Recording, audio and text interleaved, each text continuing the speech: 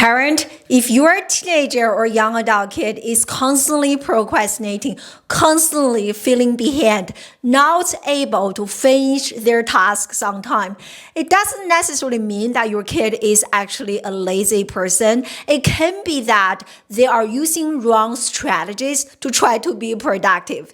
So in this video today, I'm going to share with you 5 powerful and effective time management principles that you can apply today to help your kid overcome procrastination and enhance their productivity and motivation. And in fact, any of the 5 time management principles has the potential to 10x your children's motivation and productivity. And make sure you stay until the very end of this training because I have a bonus tip for you. Okay, so if you are interested, and let me say this, it took me 20 years to discover and learn all about those time management principles. So if you are interested in learning more about the 5 time management principles, please keep watching. So who am I to talk about this topic? My name is Dr. AI. I'm an award-winning former college professor turned life coach. I have been working with young people for more than 2 decades. I specialize in serving teenagers and young adults, helping them overcome a few major life challenges, such as procrastination, lack of motivation, screen addiction, lack of confidence, self-doubt. I also help young people enhance their executive functioning skills so that those young people can achieve success in school and beyond while reclaiming and elevating their confidence and motivation. Okay, so let's get started with today's topic. You are going to learn 5 super powerful and effective time management principles that you can use today to help your kid 10x their motivation and productivity. So let's get started with the first one. I hope you are excited. So, So the first one is Pareto's Law, or known as the 80-20 principle. So what is the 80-20 principle? Let me share this with you. So, I hope you can still hear me. I'm still trying to figure out how to use this thing. So the 80-20 principle I actually printed out, right? So what this means is that 20% of the effort is actually giving you 80% of the results. 20% of the effort is giving you 80% of the results. So that I actually have the definition here. So when you see this definition, 20% of the effort or input is actually giving you 80% of the results and output. Let me say this, right? So 20% of my workout, I don't really do that much workout, but 20% of the workout is actually giving me 80% of the results in terms of muscle building and everything. 20% of what I eat, consume on a daily basis is actually giving me 80% of the results to maintain my body, to keep my body function on a healthy level. And 20% of the activities I invest in my business is actually giving me 80% of the results. For example, spending time working with my students on a daily basis. So the results, the transformation of my students is the best way to grow my business, right? So in this context, if we are talking about helping our kid overcome procrastination, helping them enhance their productivities, that we really want to help our young people to identify what is the 20%, right? What are the tasks that they really need to focus on so that those 20% of the tasks are actually giving them 80% of the results. This is a common mistake that I see in almost all the students that I work with. A tendency among young people, let me know in the comment section if this is your kid. They are treating all the tasks as if they were equal, but they are not. not all tasks are created equal. Some tasks are more important, some are less important, right? So the key, and this is a skill that all young people need to build, especially by the time they graduate from college, because when they are students, you have teachers to tell you this is important, this is due on this day, that is due on that day. But in real life, you have to be that person to prioritize which one is the 20%. And I see this in so many students looking for, right now I'm working with quite a few young people looking for jobs, right? So the 20% in terms of job search is actually applying the job, not trying to make your resume become even better and better. There's only so much you can do in terms of enhance your resume. The key is actually submitting the application, right? So understand that not all tasks are created equal, and identify and actually focus on high impact activities.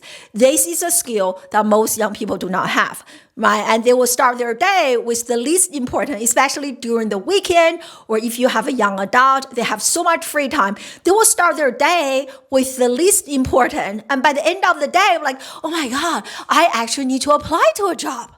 By the end of the day, 10 p.m. for a student, oh my God, I have a final project due tomorrow. I haven't even started, right? So really have that high level overview. And what I have here is the list. Create a list of every single thing that your kid needs to do in order to reach their goal. And then prioritize, right? So it is not so much about time management, but more so about prioritization. Okay, so that is the first principle, the 80-20 rule.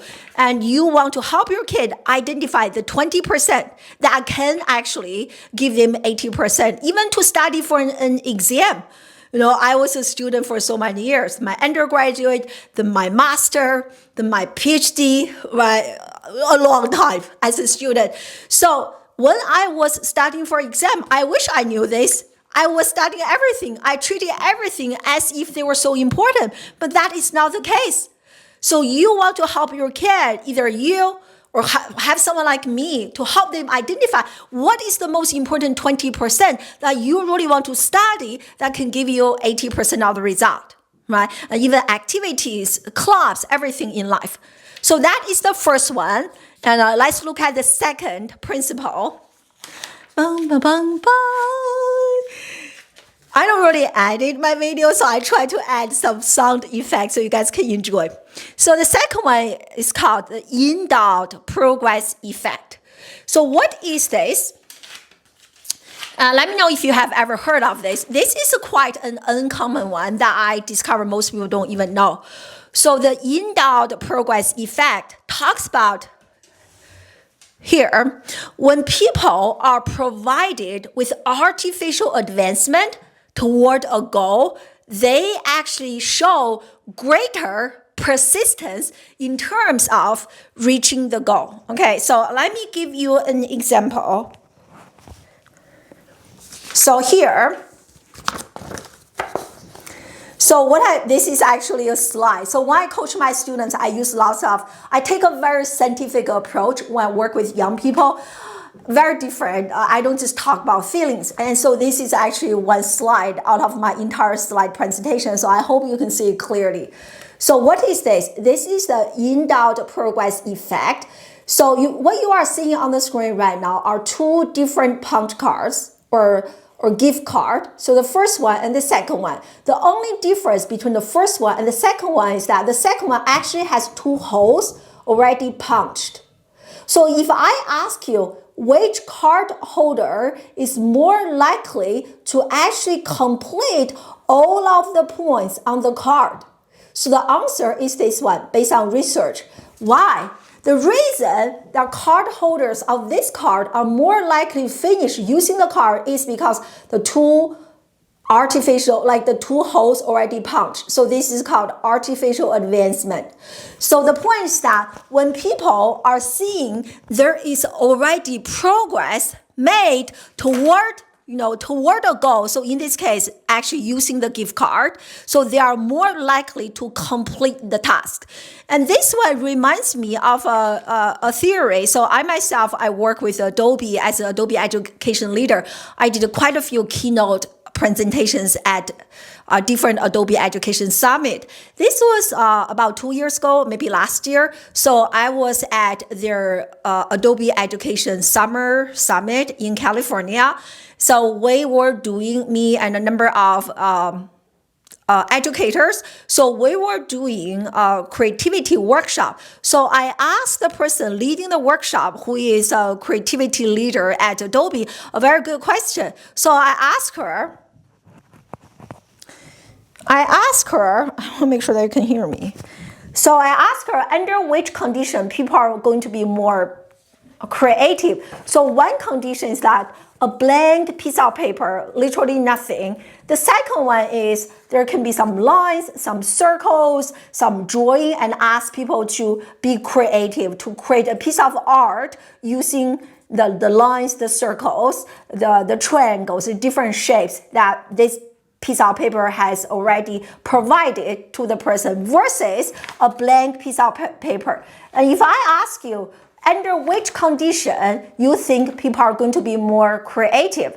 So the second one, when there are already like circles, triangle, lines, like different shapes, people are more likely, because limitations actually foster creativity as opposed to looking at a blank piece of paper. So kind of like this, right? So when you see some advancement, artificial advancement toward a goal, upside down, toward a goal, people are more likely to be persistent, more perseverance to finish this. So how can you apply this to help your kid overcome procrastination and 10x their productivity? So here is my recommendation. So for many young people, when I do one-on-one coaching calls with them, I ask them, because a big part of what I do as a life coach, and depending on the challenge of each student, for some of them, they really need lots of time management, executive functioning, planning, organizational skills support. So we really dive deeper into their planning process. So I told you earlier, have a list of things they need to do, right? So oftentimes a young person, hey, I need to do a job search. I need to apply to an internship. I need to ask for a recommendation. I need to finish a research project. Like using research project as an example, it is a big task, right? So to take advantage of the in-doubt progress effect is that you want to break this research project into smaller milestones or smaller tasks so that, maybe your kid already has a topic, right? So when you break this research project into smaller tasks, so one of the tasks can be come up with a topic. So if your kid already has a topic, they can check that off. Wow, I actually made the progress against my goal. So seeing the progress is more likely to inspire your kid and motivate your kid to keep going, as opposed to, I don't have anything. And that is a recipe for procrastination. People feel paralyzed. And so I will give you an example here. So this is something.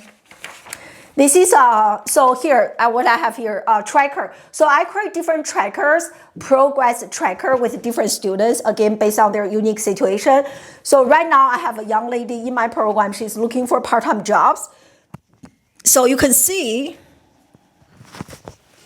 this is a tracker I created for her. You don't see the name, so I block off the name. So this is the tracker I created for her, and this is all the part-time jobs that we want her to apply in the second quarter. So you can see at the end is like vacation, flying, celebration, trips, and making some money. And so here you can see that so we are halfway through this. So she already applied to 120 or so, but she's making progress. And I can't tell you how many times when she has told me every time when she see, oh wow, the first row is already completed. The second row completed. The third row completed. Just seeing the progress has already inspired her to keep going. And this is a great feeling. Okay, so that is the indulged progress effect. And in this case, it is not even artificial progress. It is actually real progress. When you are seeing that you are making real progress, you are more likely to have a greater persistence. And isn't that what we want in our children? Have more perseverance, a greater persistence toward a goal. And this is a great way to achieve that. So this is the second time management principle. I hope you are enjoying this. The third one is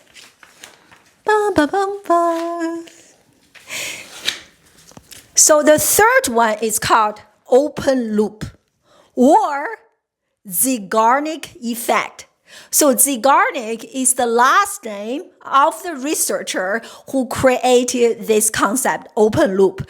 So you can call this either open loop or Zeigarnik effect. I think it is easier to use open loop. So what is an open loop? I hope you can still see it. Yes, you can. So an open loop is a commitment that you made to yourself or to another person, but the commitment has not been completed yet. So a commitment that we made to ourselves or to another person that is not completed yet. So that is an open loop. So why is this such an important concept? And let me say this, many of the young people I work with, and as you hear me explaining this, tell me if this can relate to, you can relate to this regarding your own kid. They have so many open loops in their head. There's one project that is half finished. There's another homework that is half finished. They have so many tasks, projects, half finished here, half finished there, everything half finished, like dozens of incomplete tasks. This is a big problem because research has shown that human brain actually remembers incomplete tasks a lot better than complete tasks. So for tasks that we already complete, we don't even remember. But our brain actually devotes more time, energy, and time and energy and effort to tasks that are not completed. Why? Because our brain wants to help us.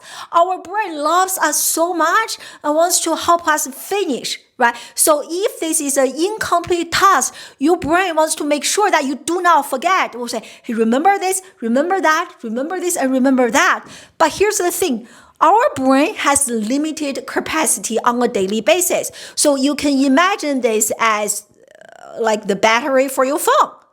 By the end of the day, your phone will be running out of battery unless you charge it. So the same thing for our brain. So if your kid, their brain is spending all of the energy remembering the hundreds of, the dozens of incomplete tasks, your kid will feel exhausted most of the time.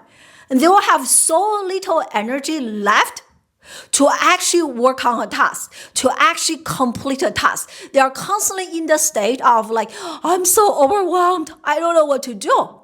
And I don't even blame them. It is a normal physiological reaction when your brain is bombarded with so many open loops or incomplete tasks. So the best analogy I can give you here is computer, right? So if you are like me, oh my God, I'm embarrassed to share this with you, but hold on. So if you are like me, I open so many tabs, okay? This is not an exaggeration. If I can show you my computer right now, I have at least 700 tabs open. I don't even know how this is possible. Let me know if you can relate so I don't feel so alone. My husband is completely the opposite. He was like, how can you even do this? I don't know. I look at him, 3 tabs, like, how can you do that? So I have so many tabs. So one thing I constantly complain about my computer is that why my computer is so slow. right? Even though I have a really good computer and my computer is pretty new. So the reason that my computer is so slow is because I have so many open tabs. Each open tab is like an open loop that takes energy, consumes energy. So you can imagine all the open tabs as the open loops for your children. If their brain literally has hundreds of open tabs or open loops, they cannot do anything because all of the human capacity is devoted to try to remember all the incomplete tasks. And so what you can do is that you want to identify, actually I have a process I want to share with you. So this is a process I do with all the students in my coaching program, especially for students who really struggle with procrastination, executive functioning skills, planning, organizational skills. Okay, so this is an exercise. I hope you can see clearly. So this exercise is specifically for closing open loops. So this is a table that every student, when they work with me, they will learn to close the open loops. So the very first column is that I want the kid, a student, to identify all of the open loops. And after you complete this step, you or your kid is already feeling so much better, right? It's like, oh, finally, I feel so relieved. I don't have to remember everything. Everything is on a piece of paper. So that is the first column.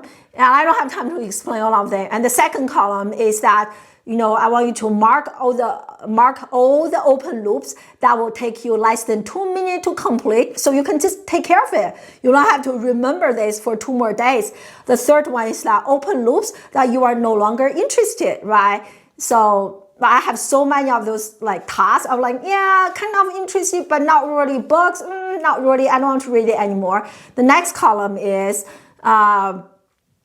so the open loop you can actually delegate. So is there someone else can do this for you? So you don't have to always rely on your brain to remember this. The last one is, okay, for the open loops that are important, you cannot delete, you cannot delegate. Do you have a game plan? So then this is the last column. So this last column will send to a different document that I don't have time to explain here. So we literally map out a game plan to actually close those very important open loops that are related to the goals that you cannot delete or delegate. So that is the third time management principle, which is open loop Zygarde. Okay, let me know so far which one is your favorite. So, number 4, this one, it is called Parkinson's Law. So what is this?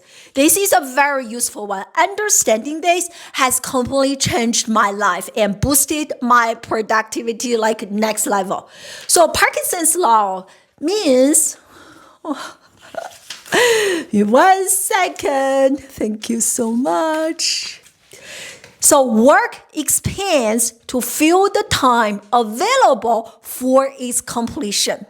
Meaning that for a project or task, if you give yourself 3 hours to finish the task, you are going to finish the task in 3 hours. If you give yourself 3 days, you will add unnecessary complexity to the task so that you can use up the time. That's like work expands to fill the time available. So however much time you give yourself, you will literally finish the task within that amount of time. Little time or lots of time. This was my case when I was working on my dissertation. I literally finished pretty much everything like the day before the deadline. I will say, I think I spent 1 year working on my dissertation, but if they give me 2 years, I would probably use 2 years because there's always additional research, additional studies. I can add unnecessary complexity to my dissertation, to this huge project, so that I can fill the time available for the project. This is such an important concept because for your kid, especially if you have a young adult kid who has already graduated from school, it is very important for them to actually give him or herself deadlines, important deadlines for each task. And even for your children, and maybe during the weekend or in the evening when they have relatively more free time, many of the young people I work with, they will say, what's your plan for tonight? What's your plan for the weekend? They're like, I will study this entire weekend for blah, blah, blah. And I know that is a recipe for failure. So study all night or study all day or study all weekend is not effective. It is better that you can give yourself a specific time frame, a specific deadline. And I'm going to finish the first paragraph for my research paper by 9 p.m. tonight, by 11 a.m. Saturday morning, like clear deadline, so that you are actually sending a strong signal to your brain. Hey, listen, you don't have the whole day to work on this, because work either shrinks or expands given the time available for its completion. Okay, so principle number 4 really talks about the importance of having deadlines. And number 5 is called a goal proximity. What is goal proximity? This is also a very important one, because I think we tell our children, something we share with our children all the time is that you have to work hard. And I so agree. You absolutely have to work hard. But oftentimes, working harder is not enough.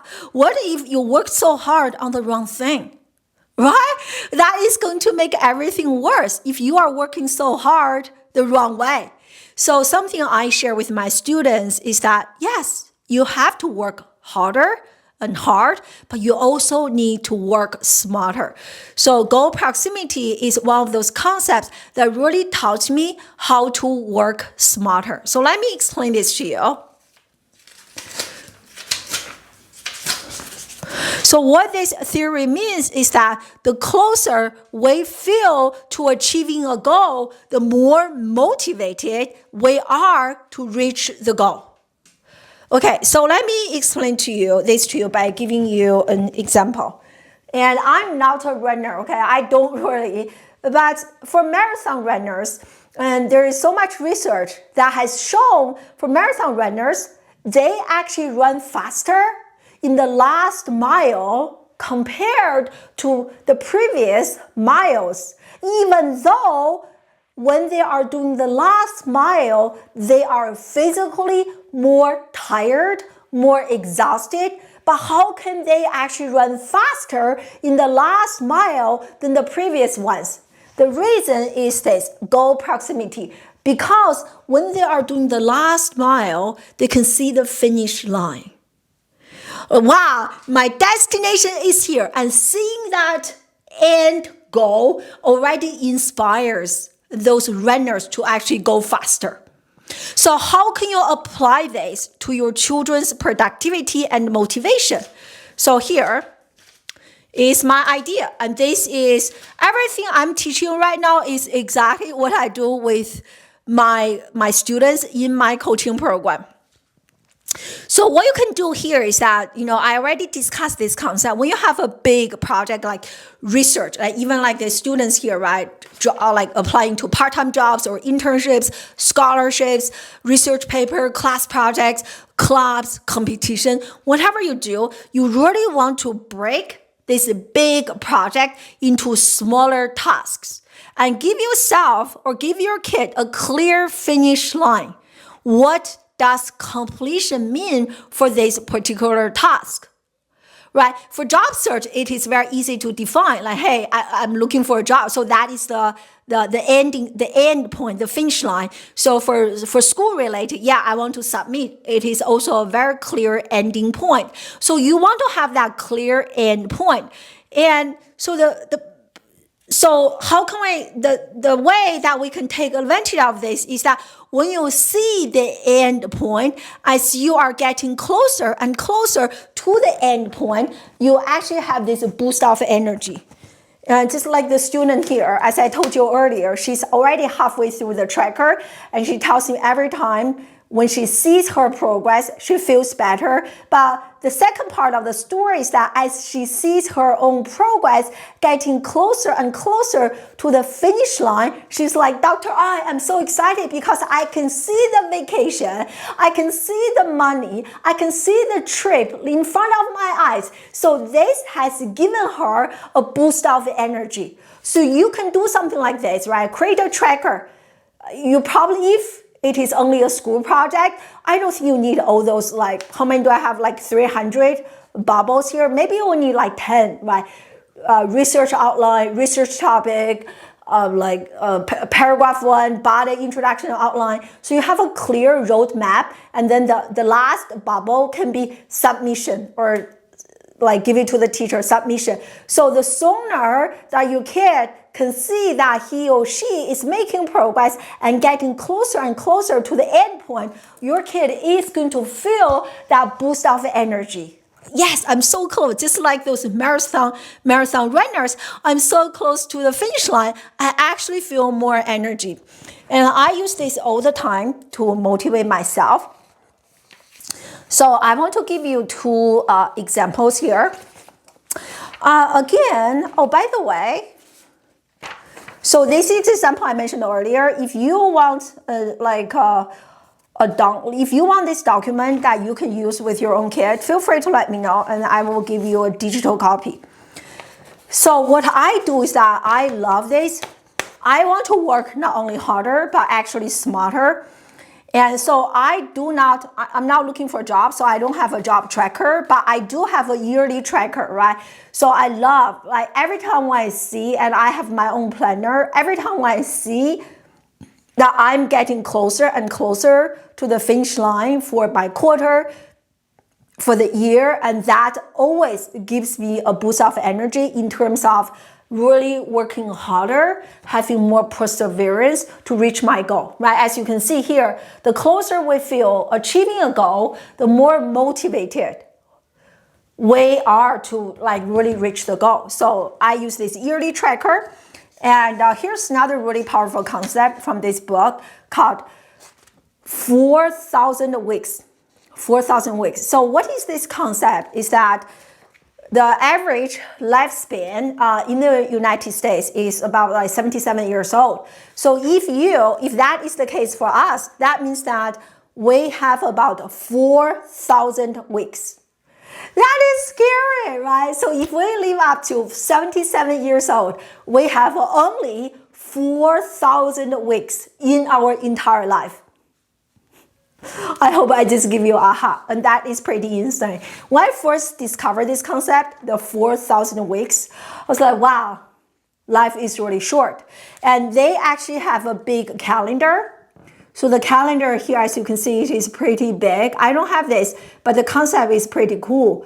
And so each bubble represents 1 week, like 7 days. So here, what you see are 4,000 bubbles. So every week after 7 days, you can check off one bubble. That means 1 week is gone, right? So based on how old you are, I'm 46. So I can decide, I probably am literally halfway through. So the point is that when you are doing this, you're like, this is the end point, right? This is the last week. And I'm not sure about you. Every time when I look at this, like, wow, that really gives me a enhanced dose of motivation to actually take my life more seriously, knowing how short life is. Like, I can really feel the energy. Like, even right now, I'm looking at this, I'm halfway through my life. That is crazy, right? I probably need to do more video content for you guys. So you can apply this to help your kid and to create a roadmap for job search, school project, and really take advantage of the proximity effect, right? Or you can even do something like this for their life, for their high school years, 4 years, college 4 years. They can really track when they are feeling they are so close to the finish line.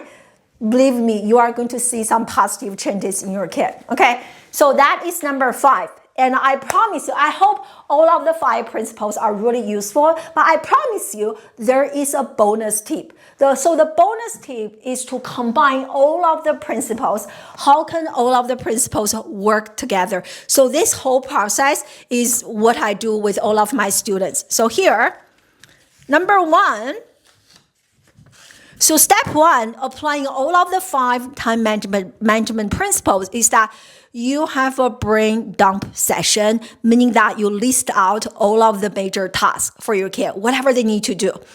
Well, this is what I do with my students. This will take sometimes 10 minutes, 20 minutes. If you don't know how to do it, find someone like me who can do this. So this is applying and identify the 20%. What is the 20% that can actually give me 80% of the outcome, right? So identify the most important tasks. In my business, the most important task for me is actually doing a good job serving my students.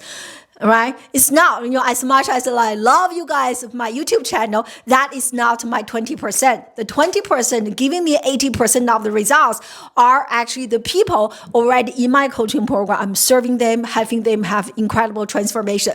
So once you identify all the tasks for your children and you want to also identify the 20%. And then this is the Pareto's principle. And the second one is, now you know the important task and you want to break the big project, job search, research paper, recommendation, application, internship. So you want to break those bigger tasks into smaller ones, smaller steps, smaller milestones. So this is the in-doubt progress effect. Seeing artificial or real advancement toward a goal makes your kid more motivated to keep going and actually achieve the goal. And step number 3 is give each smaller milestone a specific deadline. The Parkinson's law. Time shrinks or expands based on the time allowed. So give each task. If you don't have a deadline, your kid will continue to procrastinate. And number 4 is that Zeigarnik open loop. Now you have a roadmap, you have smaller tasks, you also have clear deadlines. Now you can work based on the deadline. Which one is due first and start closing open loops. And the last one is, it is very important that your kid actually track their progress. This is the goal proximity, especially as when you have a deadline, when you have a clear finish line, watch them. By the end of the journey, they are going to go extra harder, more motivated to reach that goal. So those are the 5 principles, and let me know which one is your favorite. And as I share with you, this entire process here, I just explained, has really helped many of my students completely overcome procrastination, help them become a lot more productive. Okay, so if you are interested in having your kid, teenager or young adult kid, work with me one-on-one to enhance their executive functioning skills, overcome procrastination, learn about organization, time management, so that they can work harder and work smarter and be productive and have the success they deserve. If that is what you are interested in doing, in the description box, there is a link, application link for you to book a complimentary consultation with me.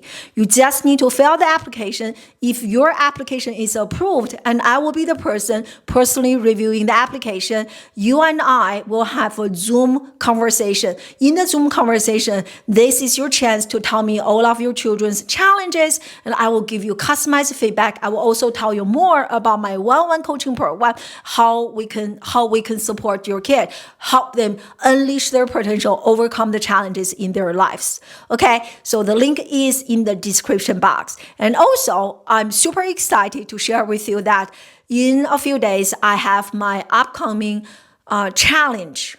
And so the challenge will go a lot deeper on many of those topics.